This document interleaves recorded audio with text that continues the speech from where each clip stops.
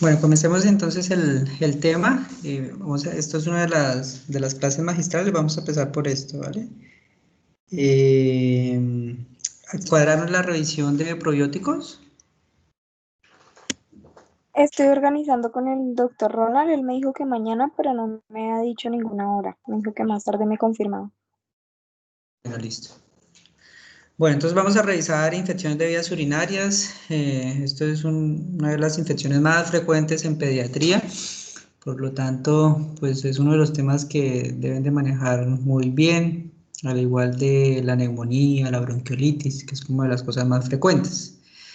El problema de la infección urinaria es que si no se detecta a tiempo o no se trata adecuadamente, pues va a generar complicaciones a corto y a largo plazo. A corto plazo, bacteremia, sepsis; a largo plazo, cicatrices renales, hipertensión arterial o una lesión renal, una enfermedad renal crónica, ¿sí? Con el pasar de los años. Esto es lo que tenemos de epidemiología. Tercera causa de patologías infecciosas en la niñez. La infección urinaria afecta más o menos el 3.6% de varones y 11% de las niñas en la primera infancia. Es más común en los niños durante los primeros meses de vida comparado con las niñas, y después se invierte esa proporción.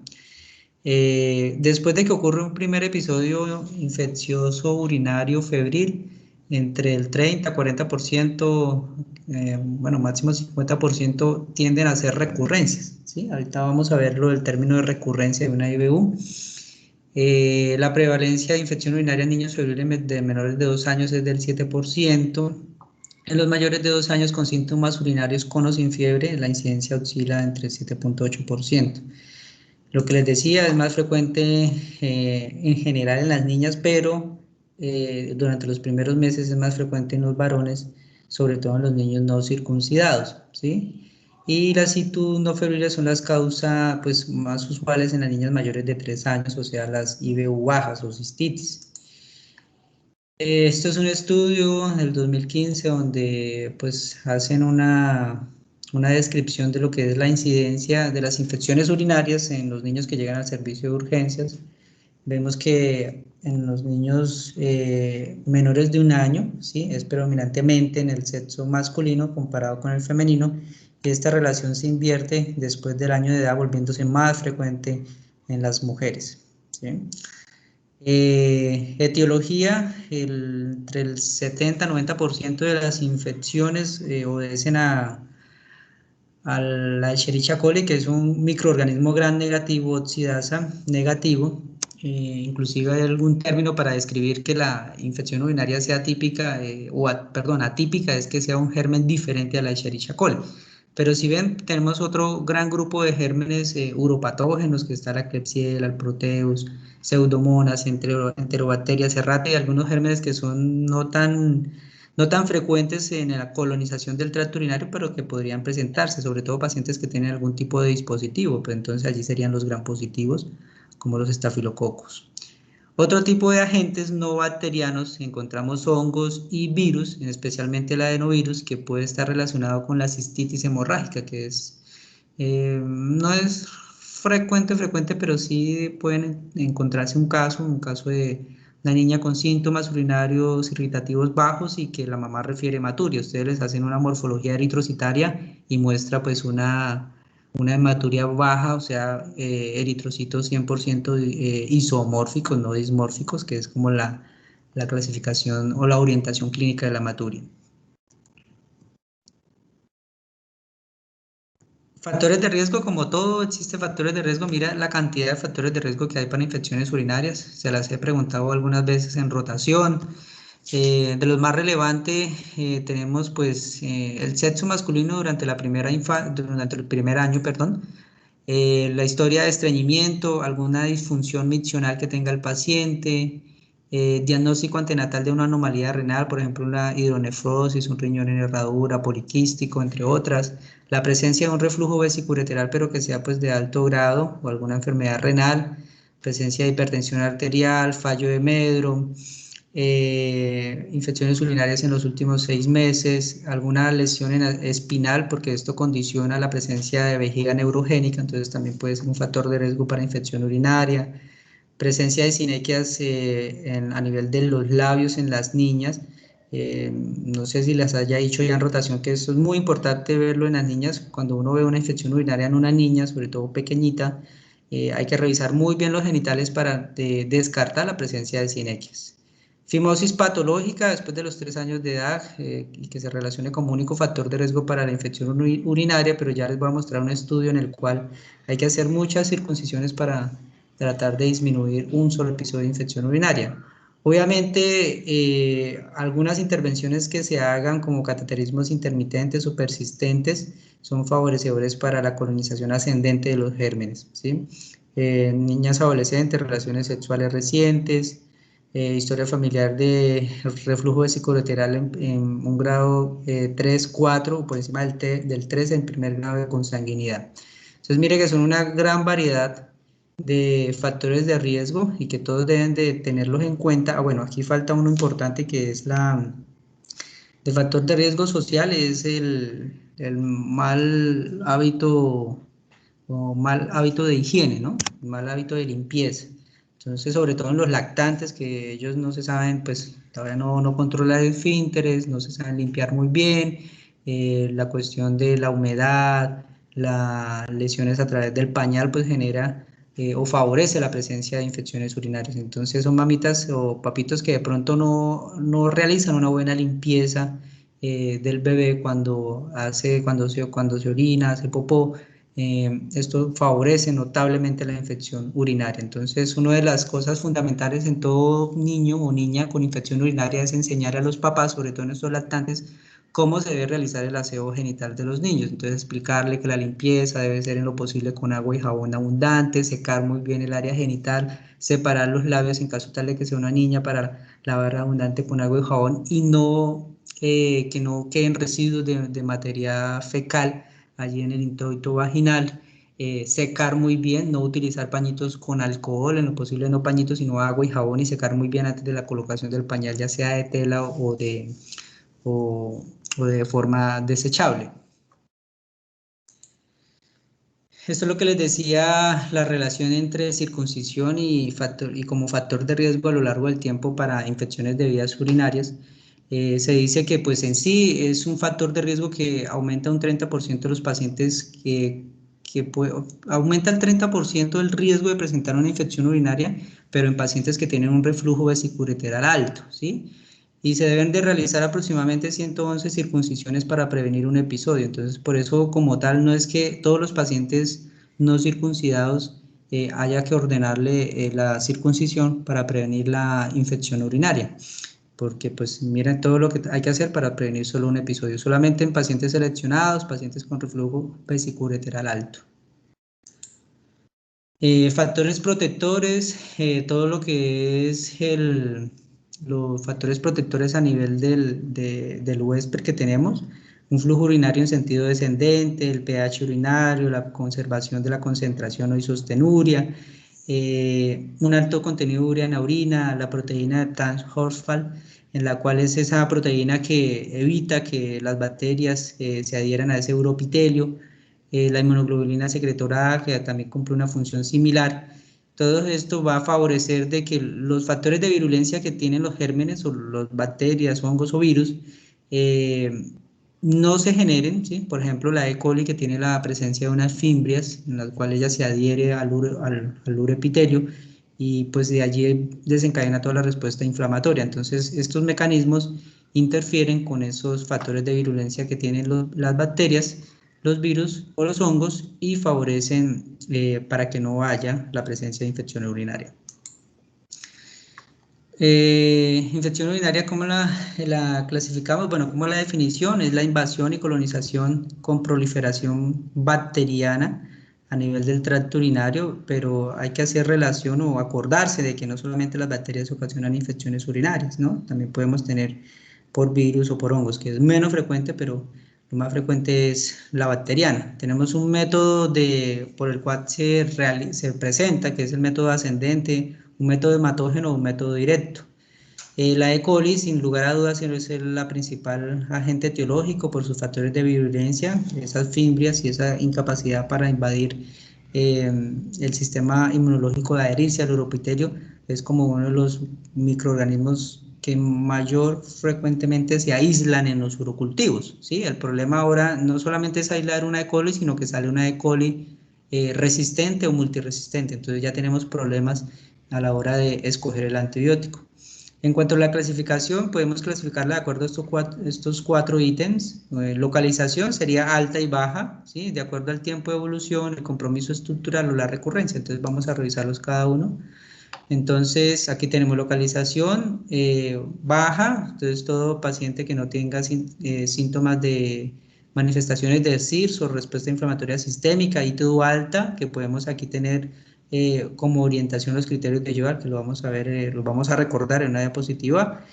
De acuerdo a la evolución ITU grave o ITU atípica, ¿sí? Que también vamos a ver los criterios, y una IBU complicada o no complicada de acuerdo al compromiso estructural, y de acuerdo a la recurrencia, lo que es IBU recurrente, recaída o reinfección.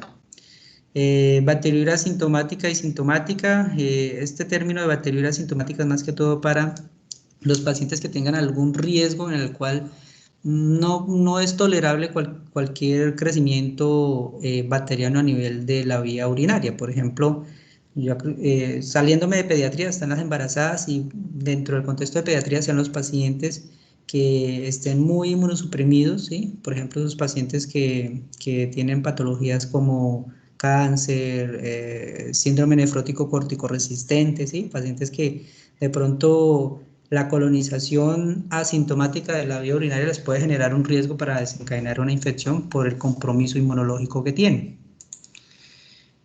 Entonces la IBU baja es una infección limitada a la vejiga y a la uretra, genera pues síntomas irritativos bajos, disuria, polaquiuria, tenesmo, mal olor en la orina, maniobras retentivas, ¿sí? Orina por goticas, todo esto es sintomatología baja. Y la alta podemos tener una mezcla de la sintomatología baja más el compromiso sistémico, la presencia de fiebre, mal estado general, dolor abdominal, niños grandes, adolescentes, la presencia de puño percusión positiva, vómitos. Obviamente en los lactantes los síntomas son mucho más inespecíficos, ¿sí? Ya les voy a mostrar una tablita respecto a eso. En cuanto a IBU grave o atípica, tenemos un paciente que evoluciona mal, no tiene el curso habitual de una infección urinaria. Por ejemplo, un paciente que disminuye su gasto urinario, tiene una masa abdominal o vesical, elevación de azodados con la creatinina, un elevado, paciente séptico, con falla la respuesta al tratamiento antibiótico durante las 48 horas o primeras 48 horas, y el germen es diferente a la de coli, o que sea una E. coli multiresistente. Entonces son criterios para un IBU grave o atípico. En cuanto a la recurrencia, esto yo se los pregunto mucho porque aquí parten algunas orientaciones en cuándo mandar algunas imágenes, ¿sí? O algunos estudios de imagen. Entonces deben de tenerlo muy presente cuando es una IBU recurrente. Entonces definimos 3 o más episodios bajos, 2 o más episodios altos, un episodio alto más un episodio bajo. Serían los criterios para definir IBU recurrente. Recaída, ¿sí? Entonces sería la recurrencia de la infección urinaria por el mismo germen, ¿sí? Con una separación en tiempo inferior a menor de 6 semanas, ¿sí?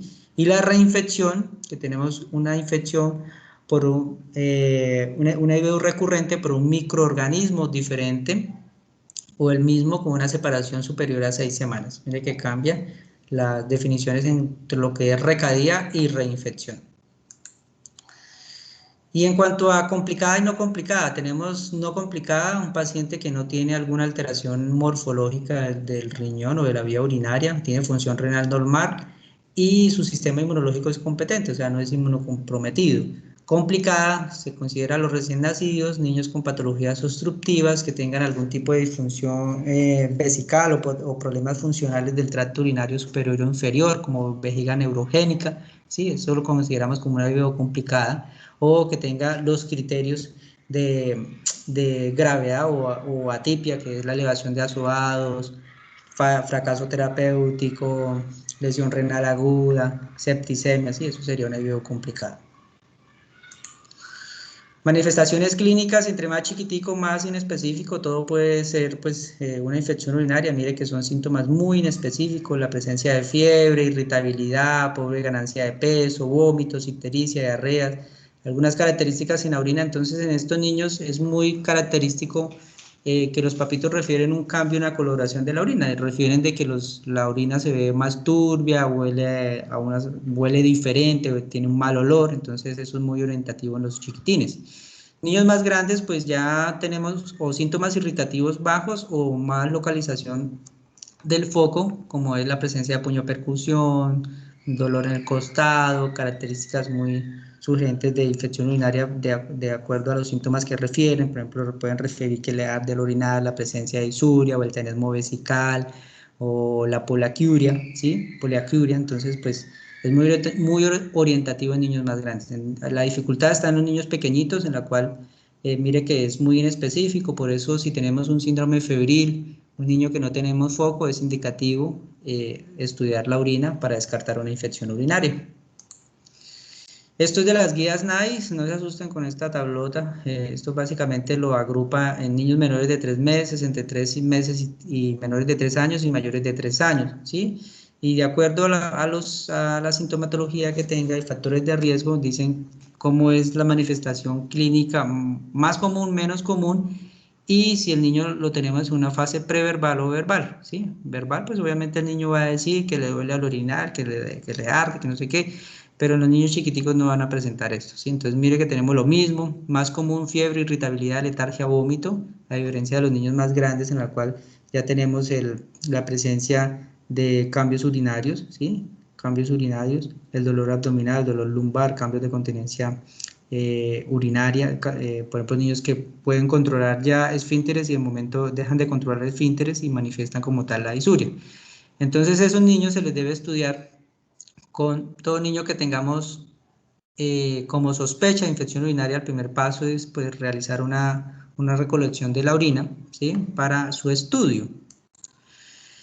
Esto es los criterios de periodonefritis de Yoda, lo que ya hemos visto también en rotación, fiebre más dolor abdominal o lumbar. De acuerdo a los criterios tenemos fiebre, ¿sí? Mayor o igual a 38 grados más dos de los siguientes, que serían estos de acá. Los modificados incluyen ya la realización de la gamografía, alteraciones en la gamografía como hallazgo de pielonefritis.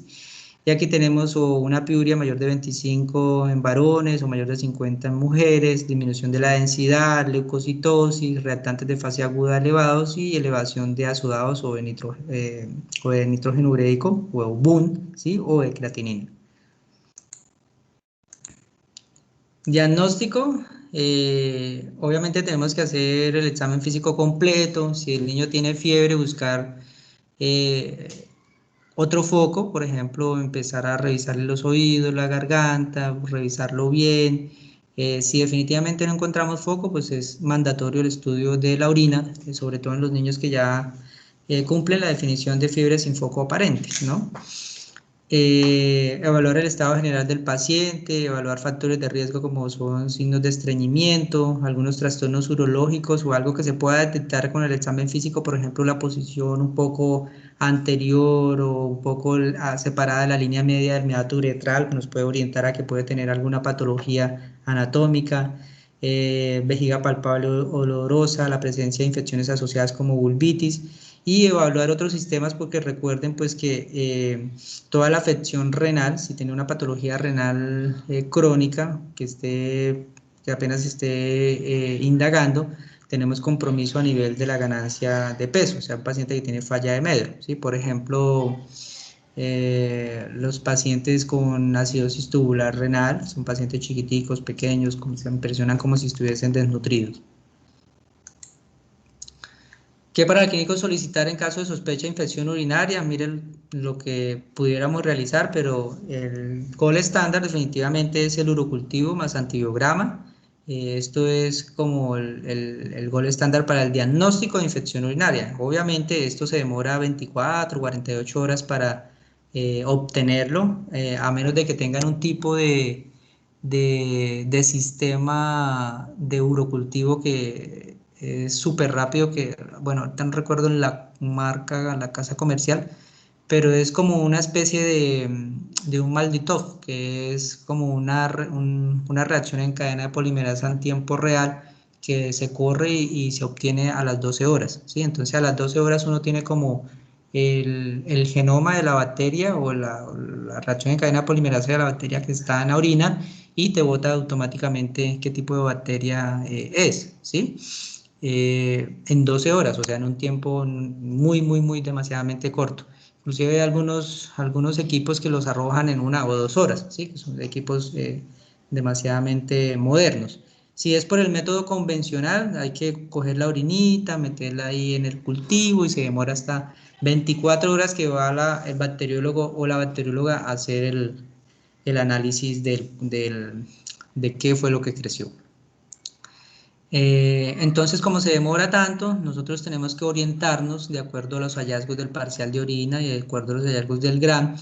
Pudiéramos utilizar como apoyarnos para completar si confirmamos si es una infección alta o baja, por ejemplo, la presencia de reactantes, el mismo hemograma con la presencia de leucocitosis. Función renal, importante realizarlo en todos los pacientes con infección urinaria, deben evaluar función renal para ver que el paciente no esté con criterios de atipia o criterios de severidad o criterios de gravedad de infección urinaria. La tasa de bacteremia por IBU es baja, es inclusive un poco más baja que la bacteremia asociada por neumonía, que la de neumonía está entre el 10 al 20%, aquí esto está un poquito más baja respecto a eso.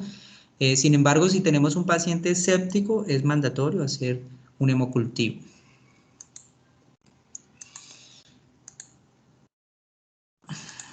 Ok, métodos para recolección de orina, hay varios. Esto depende si el niño controla o no controla esfínteres. El método que mejor tasa de falsos positivos o tasas de contaminación tienen, obviamente la punción suprapúbica, pero pues es un procedimiento un poco invasivo y si no se tiene la experticia para realizarlo, pues podemos generar algún tipo de complicación. Lo que usualmente se hace es a través de una técnica aséptica, la recolección por medio de cateterismo, ¿sí? O por método del acecho, que es coger el bebito, mejor dicho, se limpia y se está ahí súper pendiente esperando que orine y se recoge a través de un tarrito o el niño con chorro medio de emisión espontánea. La bolsa recolectora también tiende a utilizarse mucho, pero tiene alta tasa de falsos positivos y tasas de alta contaminación. Estas bolsitas en teoría deben de recambiarse cada 20 minutos. Si después de 20 minutos el paciente no ha orinado, se supone que esa bolsita se debe cambiar porque ya está contaminada, pero uno lo que tiende a ver en una práctica es que la bolsita se la dejan hasta que orine. Entonces ahí ya estaríamos con una tasa de falsos positivos o de contaminación. Esto es lo que les decía, la tasa de falsos de contaminación de la técnica. Aquí estamos evaluando, comparando la técnica del acecho versus la punción suprapúbica, que si bien es alta más, la técnica del acecho, digamos, comparada con otros métodos no es tan alta, ¿sí? Por lo tanto, pudiera utilizarse. Punción suprapúbica sería como lo ideal para limitar un poco la contaminación. Sin embargo, vuelvo y les digo, esto, digamos que se debe realizar, se debe tener la experticia para realizarlo, ¿sí? Si no se tiene la experticia, es mejor no realizarla porque podemos generar algún tipo de complicación, ¿sí? Podemos generar una hemorragia, una cistitis hemorrágica, ¿sí? Entonces, no realizarlo en ese tipo, digamos, si no se tiene la experticia o si el paciente está hemodinámicamente inestable. Mira que aquí tenemos algunas contraindicaciones: vejiga vacía, infección de la piel donde vayamos a hacer la punción, visceromegalia, diátesis hemorrágicas o anomalías congénitas geniturinarias. Yo le sumaría aquí otra que sería el paciente en estado séptico. Esta es la técnica para su realización. Bueno, no me voy a detener acá en esto. No creía, lo que quería era que escucharan, o sea, que supiesen que existe, ¿sí? Que existe para su realización. Aquí tenemos todos los pasos para cómo se debe realizar de acuerdo a la asepsia y antisepsia. No me voy a detener en esta parte.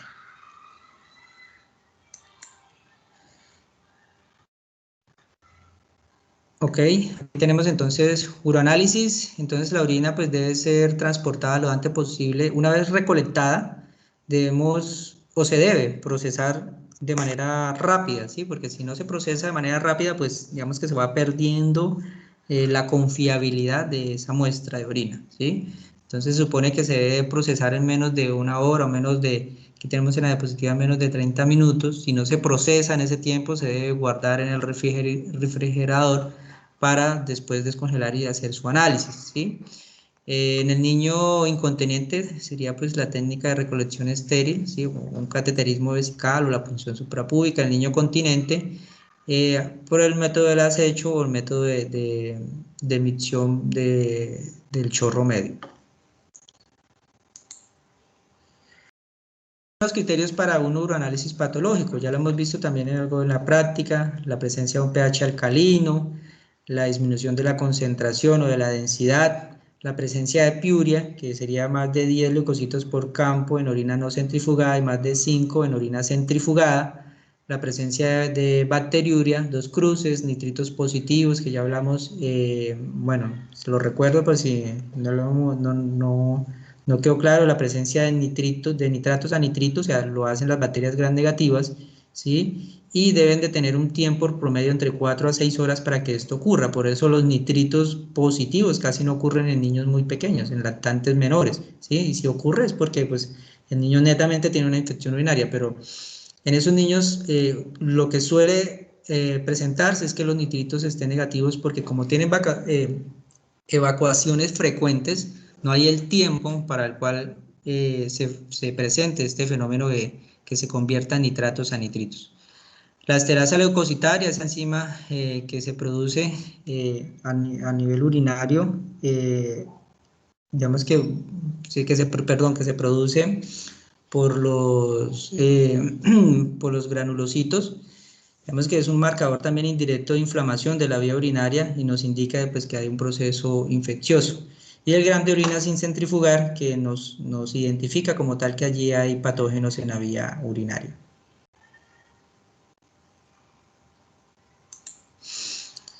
Miren las tasas de sensibilidad y especificidad que tenemos con cada uno de los componentes, ¿sí? Mire la tasa de sensibilidad que tenemos con la leucosterasa,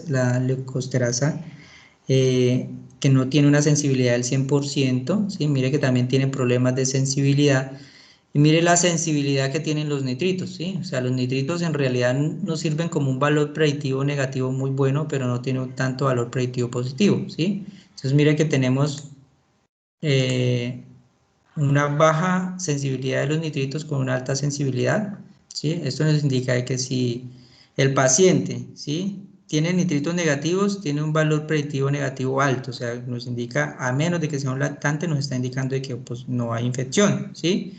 Diferencia con la leucosterasa, que el hecho de tener una sensibilidad alta y una especificidad no tan elevada, o sea, como equiparables, su presencia no nos descarta como tal la infección, ¿sí? Por eso entonces se deben de analizar los parámetros conjuntos que tienen una mayor sensibilidad y una mayor especificidad agrupados todos, lo que es la leucosterasa, los nitritos, el gram de orina sin centrifugar, la leucocituria o la piuria, agrupados todos tienen una sensibilidad, una especificidad mayor del 90%, entre 88 y 90%, y son muy sugerentes de infección urinaria comparado con los reportes de cultivo. O sea, comparado esos parámetros y los comparamos con la tasa de cultivos positivos, tienen una muy buena correlación. Ahora, conducta a seguir de acuerdo a lo que nosotros tengamos en el reporte del uroanálisis, ¿sí? Mira que hasta ahora, de pronto, por ejemplo, si ustedes están en el servicio social obligatorio, ¿sí?, que de pronto el bacteriólogo no tiene luz o no tiene el microscopio, ¿sí? Por ejemplo, como muchas veces pasa en los sitios apartados, no tiene el microscopio para analizar y toca tomar decisiones con base en la tira reactiva, ¿sí? Entonces, mire que tenemos acá, perdón, estaba contestando acá un mensaje. Miren que tenemos acá diferentes tipos de escenarios, ¿sí? De acuerdo a si tenemos a los resultados de la tira reactiva, ¿cierto? Entonces, si tenemos leucosterasa positiva, nitritos positivo, pues más probable es que sea una infección urinaria. Debemos enviar la muestra para un cultivo si es posible e iniciar el examen de orina completo si se puede. El examen de orina completo es el examen microscópico, ¿sí? El sedimento, y iniciar antibiótico, ¿sí? Si tenemos leucosterasa negativo, nitritos negativos, ¿sí? Si fue en orina fresca, se puede enviar el uroanálisis de control y un urocultivo y se inicia también antibiótico. Si tenemos leucosterasa positiva y nitritos negativos y no existen síntomas específicos de infección urinaria, no iniciar antibiótico hasta que tengamos un uroanálisis de control, ¿sí? Más el reporte del urocultivo, ¿sí? Si tenemos definitivamente ambos negativos, pues el paciente está asintomático, se descarta totalmente la infección urinaria, ¿sí? Entonces, mire cómo, de acuerdo al reporte de la tira reactiva, nosotros podemos tomar decisiones si tomamos cultivo, iniciamos antibióticos, hacemos uroanálisis de control, esperamos el reporte del urocultivo. Lo mismo dice acá, esto es de las guías NICE, lo único es que aporta es el evaluar el riesgo del paciente con base en el síndrome febril, ¿sí? Por ejemplo, si tenemos un síndrome febril de alto riesgo, ellos sugieren pues el inicio de antibiótico, y si pues es un paciente que tenga alguna enfermedad grave, ¿sí? También el inicio de antibiótico con la toma de cultivo, ¿sí? Si no es el caso, pues entonces dicen que pues analizar de acuerdo a los factores, de acuerdo a si tenemos o no piuria, si tenemos bacteriuria, de acuerdo al análisis del microscopio, ¿listo? Entonces, eso es lo que dice básicamente este cuadrito, ¿sí? Vienen acá, entre más pequeñito es, ¿sí? Pues entonces lo que se dice es, pues se toma la citológica urgente, se toma el cultivo y se inicia antibiótico de acuerdo pues a la guía del manejo de síndrome febril, que en este caso menores de 3 meses, si un paciente febril con mal aspecto general, es iniciar antibiótico, ¿sí? Ahora, nos traen ese reporte del urocultivo, ¿sí? Entonces nosotros debemos de saber si ese reporte, perdón, un segundito, voy a responder acá una cosita.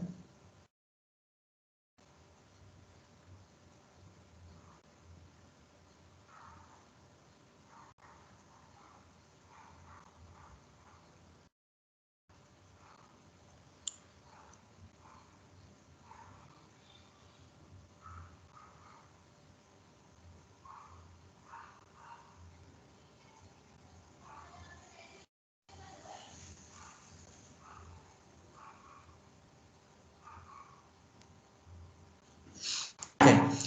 Entonces tenemos que, una vez llegue el reporte del urocultivo, ¿sí? Nosotros debemos de valorar si ese urocultivo es sugerente o no a infección.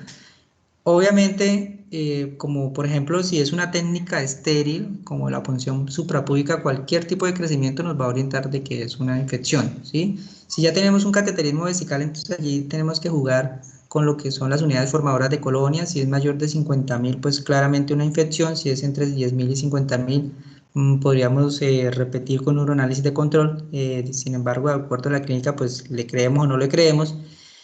Si es ya por micción espontánea por bolsa recolectora, mayor de 100.000 unidades de formadoras de colonia, para considerar que el urocultivo es confiable y no es una contaminación. Causas de cultivos en orina falsamente negativos. Mira que tenemos varios ítems que nos agrupan.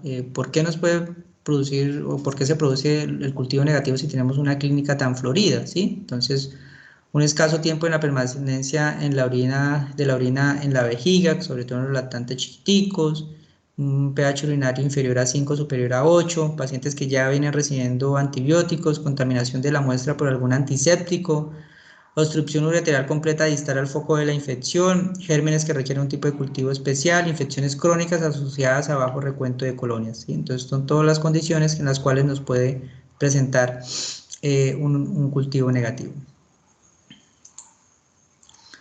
Ahora las pruebas de imagen, mira que tenemos la ecografía, la cisturetrografía miccional, la gamografía con DMSA, y aquí tenemos otros como es la resonancia y el TAC.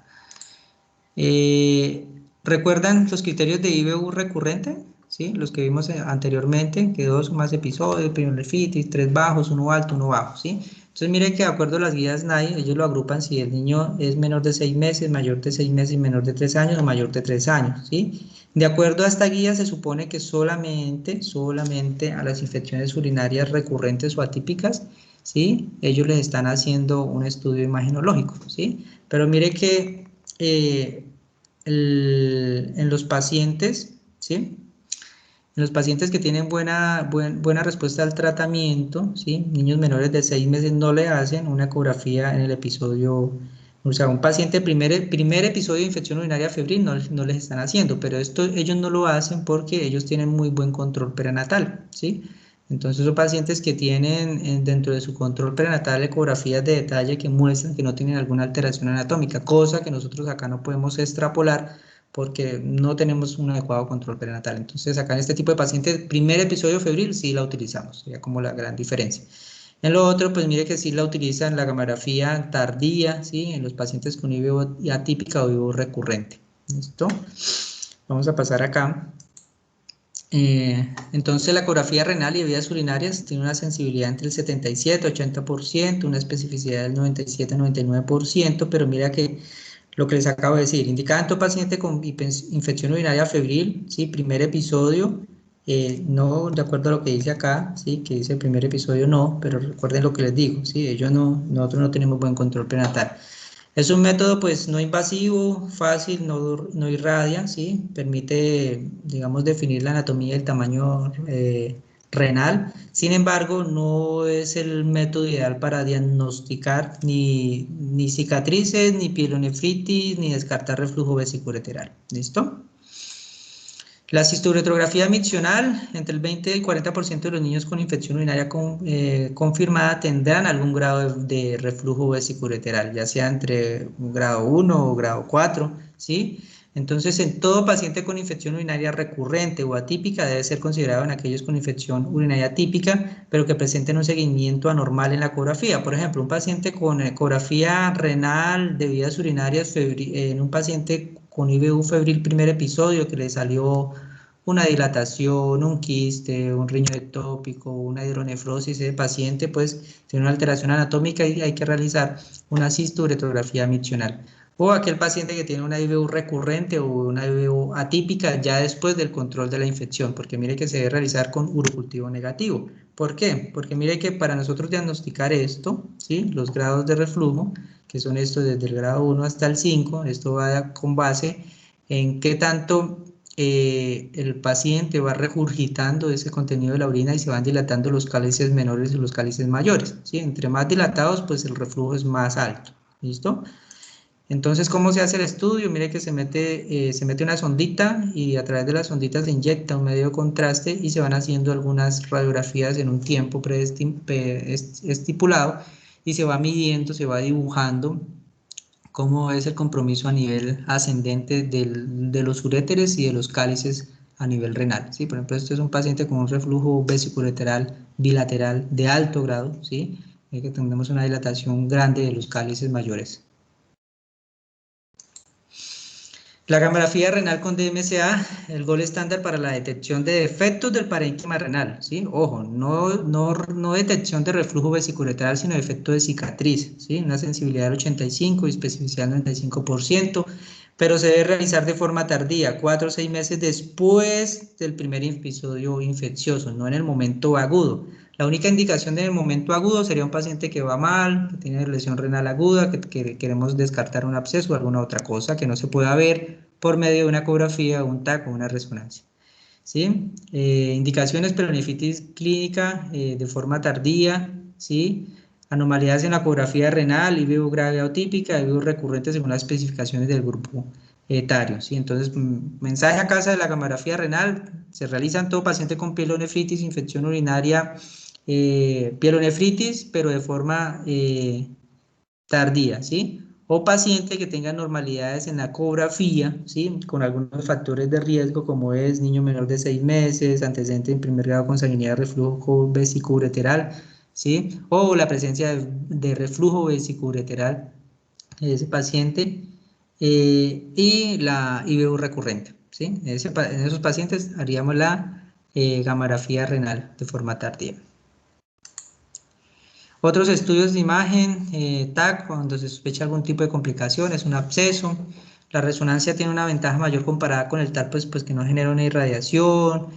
Pues lo único es que, pues, comparada con la ecografía, pues es un poquito más invasiva, requiere sedación y algunas veces si la hacemos con medio contraste, pues eh, en un paciente que tenga algún compromiso renal, pues es una limitante, ¿sí? Pero si no, se puede hacer de forma simple, lo único es la sedación, que el paciente se debe quedar quietico dentro del resonador para su realización. Tratamiento. Podemos realizar tratamiento hospitalario o ambulatorio. Miren los criterios de hospitalización: paciente menor de 3 meses, intolerancia a la vía oral o deshidratación, paciente con mal aspecto general o estado tóxico o séptico, paciente con pielonefritis clínica, normalidades urinarias previas, vejiga neurogénica, un paciente con antecedentes de dilatación uretral, ¿sí? Toda alteración de la vía anatómica urinaria. Un paciente que reconsulta por fracaso terapéutico ambulatorio, o sea, definido como persistencia de síntomas o persistencia de fiebre a las 72 horas después de haberse iniciado el antibiótico oral. Pacientes en estado de desnutrición, ¿sí? Pacientes en estados inmunocomprometidos, ¿sí? También son criterios de hospitalización. Manejo ambulatorio: damos ciclos cortos entre 5 a 7 días. Algunas guías hablan de 10 días, pero pues si es una IBU baja, podemos dar un ciclo de 7 días perfectamente. Aquí tenemos las dosis de los antibióticos.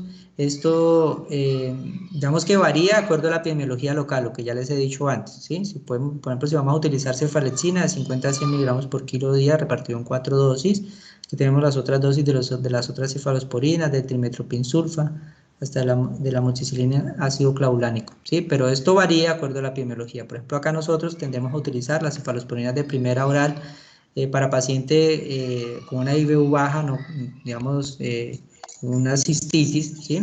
Tendemos a utilizar esto.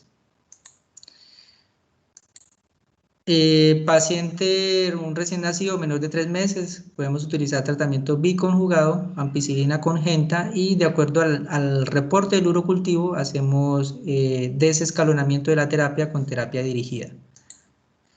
Tratamiento para IBU mayor de 3 meses, ciclos entre 7 a 14 días. ¿En qué va a depender si a qué paciente le damos 7 y a qué paciente le damos 14 días? De acuerdo a la clínica. Si un paciente que no requirió UCI, no estuvo séptico, le podemos dar un ciclo de 7 días a 10 días. Si es un paciente que estuvo mal, que estuvo en la UCI, que estuvo con elevación de azobado, séptico, pues le podemos dar un ciclo de antibiótico un poco más prolongado, como 14 días. Aquí tenemos las dosis de los antibióticos. Esto también se hace con base en la epidemiología local. Por ejemplo, si hay alta tasa de resistencia de E. coli a cefalosporinas de primera, pues nos toca escalonarnos a una de segunda. Si superan las de segunda, nos toca una de tercera. Si no, pues ya nos toca un monobactámico, astronal. Pero por lo general, por ejemplo, bueno, a excepción de algunas otras instituciones, por ejemplo, San Vicente de Paúl inicia con aminoglucósidos, ¿sí? Acá todavía arrancamos con cefalosporinas de primera. Las bacterias no, digamos, el reporte sale positivo para una resistencia a cefalosporinas de primera o de segunda, de primera, perdón, estamos ante una blea. Si se lleva las de segunda y las de tercera, estamos ante una ble, ¿sí? Y si ya estamos más allá, estaríamos ante una KPC, pues ya nos tocaría un monobactámicos. ¿Listo? Entonces, es de acuerdo a la epidemiología local. Profilaxis antibiótica: se supone que la profilaxis es para aquellos pacientes que tienen una IBU recurrente y tienen un alto riesgo de presentar, o que se les sospecha, un reflujo vesicoureteral de alto grado. Entonces son esos pacientes los que se benefician de la profilaxis antibiótica hasta que uno se confirme el reflujo y se determine la conducta de ese reflujo. Si es un reflujo de bajo grado, se tiende a a dar una profilaxis hasta que el paciente presente una resolución de ese reflujo, ¿sí? Que se tiende a resolver a través de la edad, pero si es un reflujo de alto grado, el paciente sigue con infecciones urinarias recurrentes, pues va a requerir otro tipo de intervención por parte de urología pediátrica, como dilataciones, otro tipo de procedimientos. ¿Listo? Profilaxis, tenemos cefalexina, nitrofurantoína o trimetoprim-sulfa para realizar la profilaxis. Por ejemplo, lo podemos utilizar, lo que ustedes le calcularon, por ejemplo, si le calcularon dosis de 50 kilodía, le damos la profilaxis, se haría una vez nomás en las noches, se le haría una dosis de esa dosis, o sea, 10 miligramos, sería una dosis como de, ¿qué? 10 a 15 miligramos, 10 a 15 miligramos en las noches, ¿sí? La dosis de la cefalexina.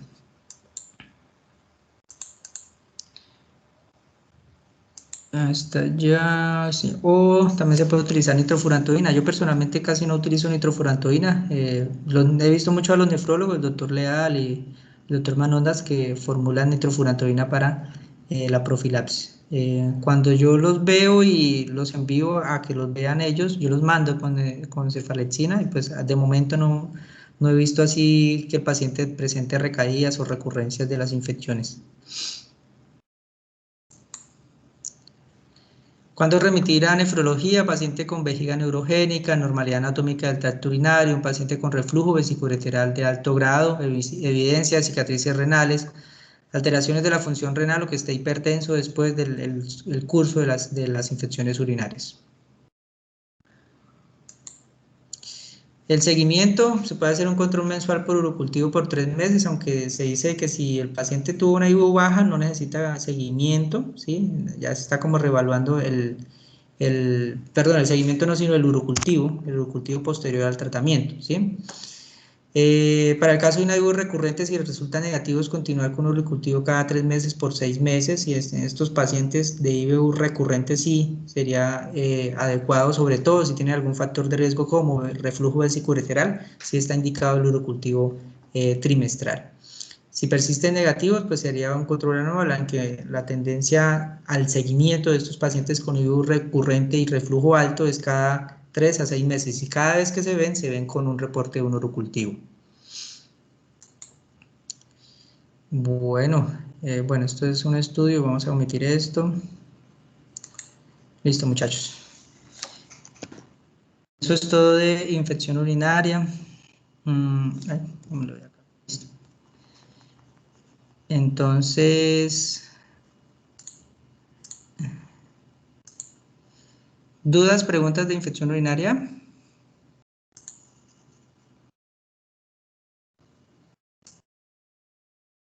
Doctor, una pregunta. En las dosis que nos mostraste ahí, pues varía un poquitico las dosis de algunos antibióticos. Digamos, usamos para IBU estas dosis y para lo que ya hemos visto las otras dosis, o se pueden extrapolar.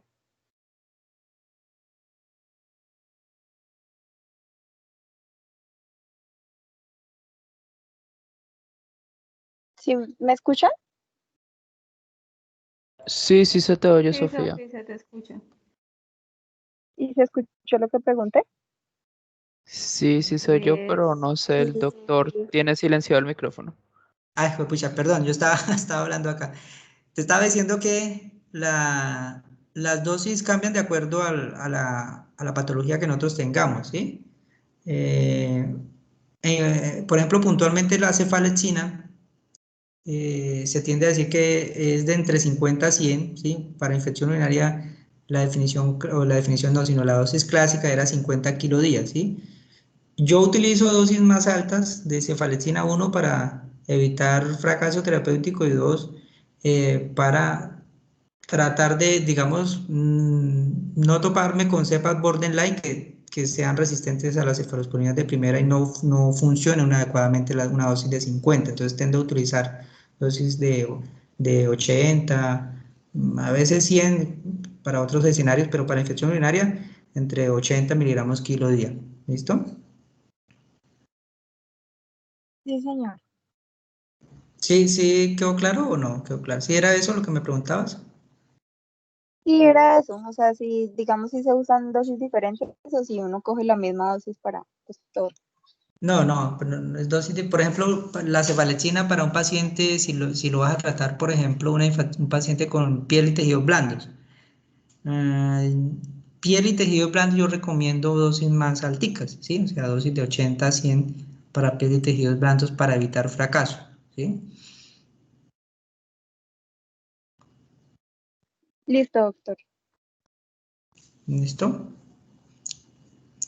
Bueno, muchachos, ¿qué otra pregunta tienen? Doctor, con respecto al seguimiento no me quedó claro, digamos, cuando es una IBU, solo el primer episodio de IBU, obviamente no se le hace cultivo post tratamiento, o sea, se deja así y ya que resolvió solita, pero después de Si es una varios, IBU baja, si es una IBU baja, no complicada, por ejemplo, una cistitis en una paciente grande, adolescente, ¿sí? No habría necesidad de hacerle un urocultivo control si la evolución clínica es favorable. Un bebito chiquitico, ese niño que estuvo hospitalizado, sí deberían hacerse urocultivo control, ¿sí? O un niño con una infección urinaria recurrente, ese niño también hay que hacerle urocultivo control. ¿Listo? sí señor, ¿Si era esa o qué otra duda tenías? sí señor, sí era esa, no sabía en qué momento pedir el control, o sea, en qué casos pedir el control. Ok, sí, son esos.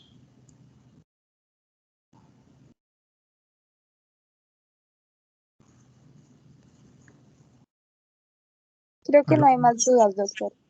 Bueno, entonces muchachos, descansen, ya revisamos este tema, perdón, el PAI lo revisamos el lunes nos vemos el grupo de rotación más tempranito, nos vemos a la 1 de la tarde. Mm, Doctor, el lunes yo tengo rotación de gineco. Ay, hijo de madre. ¿A qué horas pueden muchachos el lunes? El grupo que le toca. O no pueden el lunes, nos toca el martes, ¿cierto? Porque ya vamos a ver que el lunes no tenían, no podían. Sí, doctor, creo que sería el martes. Bueno, listo, entonces nos vemos el martes. El lunes entonces revisamos. Sofía, porfa, le paramos la grabación un segundito.